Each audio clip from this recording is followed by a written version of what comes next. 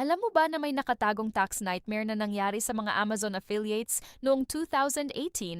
Maraming affiliates ang bigla na lang naging utang ng $30,000 o higit pa sa taxes na hindi nila alam na dapat nilang bayaran. Nagsimula ito sa Supreme Court ruling tungkol sa sales tax. Biglang naging liable ang mga affiliates sa pagkolekta ng taxes sa mga states na hindi nila alam. Ang problema, hindi man lang sila binigyan ng warning ng Amazon. May mga affiliates na nalaman lang ito nung na-audit na sila. Imagine mo, akala mo okay ka na tapos biglang dating ng bill na ang laki. May mga naging bankrupt pa dahil dito. Yung mga states tulad ng California at New York, nag-demand sila ng back taxes retroactively. Ibig sabihin, yung mga nakaraang kita mo, dapat pala may tax na kasama. Hanggang ngayon, maraming affiliates ang hindi pa rin alam ang tamang compliance requirements. Kaya kung affiliate ka, mag-research ka na ngayon bago ka pa mahuli tulad ng iba.